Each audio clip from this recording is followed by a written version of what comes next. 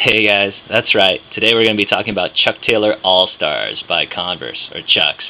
Um, you might be wondering why I'm going to be talking about such a common item. However, this is a piece of gear that I used while I was traveling for the last 2 years, so I thought it merited a review. And I'll throw a little history at you, maybe a couple fun facts, and my own impressions of this, so hopefully you'll be entertained.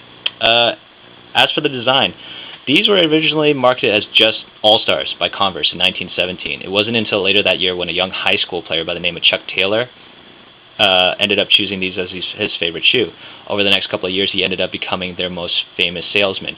And he made a few suggestions to the design. For example, he suggested a non-slip sole. And in the standard version, these are the low-top Oxfords. In the standard version, he recommended a patch on the side to protect the ankle. And that patch ended up having his name. That's where they renamed it the Chuck Taylor All-Star. Since that time, these have become the most successful shoe in history. I mean, to date, I think they've sold something like 750 million pairs worldwide. No other shoe comes close to how popular these have been. I mean, seriously, in popular culture, where else will you find a clothing item where the Ramones, Kurt Cobain from Nirvana, Punky Brewster, Avril Lavigne, Karen O from the Yeah Yeah Yeahs, Chuck D from Public Enemy, and Pharrell Williams from the Neptunes all wear the same thing. I mean, this has become not just a part of Western culture, but part of world culture as well. While I was traveling, actually, I'll tell you, I got these in Delhi, India. I've been wearing flip-flops for like a month straight, and I needed a decent pair of shoes. And so I walked to different stores, and another thing, when you're in Asia, you're going to find a lot of copies. I actually found a legit pair of Converse.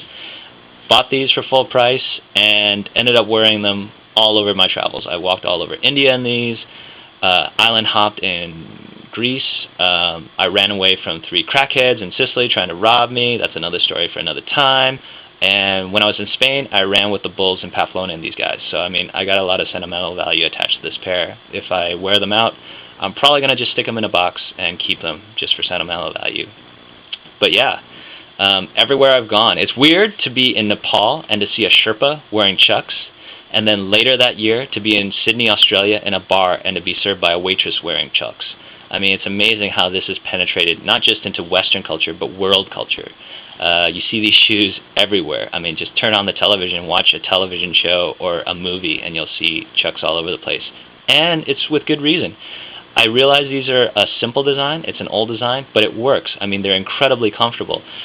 Granted, it's a little bit heavier than a comparable modern design sneaker just because that the sole is complete rubber and it has just a canvas top instead of some weird polymer, vinyl, nylon blend. But they're comfortable. I mean, everyone I know has a pair of Chucks.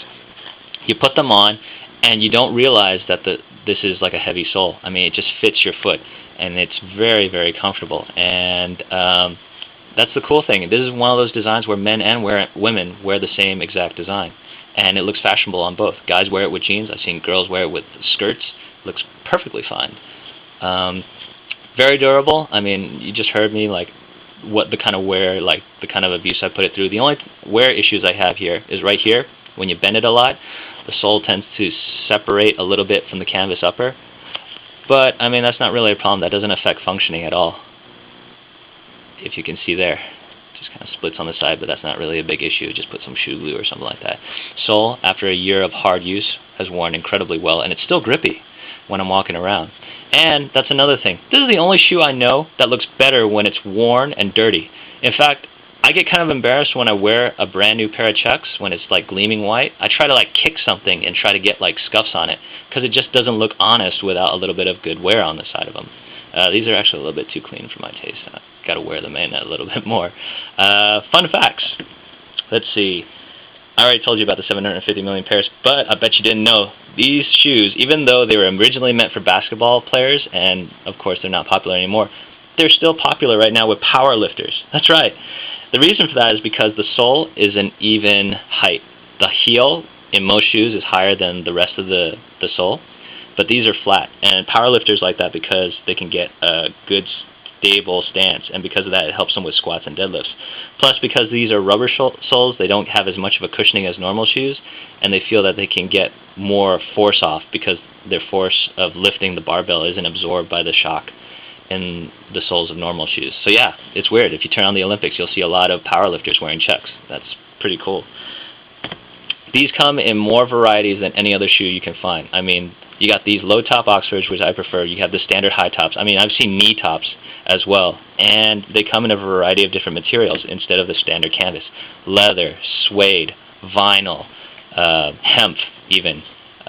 You can find anything. They come in different colors and designs. Originally, these actually came out as black and just white. By the way, Chuck Taylor, his favorite was the white version, even though black is still the most popular color. But you can get them in a variety of colors and designs. I mean, you get different designers putting like different marks on them, different autographs on them. I know so many people who actually just collect Chucks, like different types of Chucks. And when a new design comes in, they're the kinds of people that wait up all night in front of a shoe store to get like a special limited edition pair. I'm not really that type, but I can understand it because this is such a timeless design. I know this might sound like a complete love letter and to Chucks instead of just a review, but there is one thing I don't like about them, and that is the price. For something that is made of just canvas and rubber, and for a design that's over 90 years old, these things are a bit expensive. Chucks on average run about $40, $45 at least for like a standard pair. I mean, that's not even counting anything special. I think that's a little bit too expensive. I blame Hollywood for the fact that you see them all over the place, worn by musicians and movie stars. For something that's made of such simple materials and is probably pretty cheap to make, these should be cheaper. But I mean, because you got such a great marketing campaign, they can charge it. And you know what? I'll probably pay it just because I think they're so comfy and I like wearing them so much. Also, for those of you who are interested, if you're worried about the laces, Converse also markets what's called slips, which are basically Chucks but without the laces, and the tongue is held into the rest of the shoe by elastic, so you can just slip them on like a slipper. I'll probably get a pair of those later on. But yeah, that's my review and my little spiel about Chuck Taylor Converse All-Stars. I hope you enjoyed it, and if you don't have a pair, get one. I don't think you'll be disappointed. Thanks for watching, guys, and have a great day. Bye.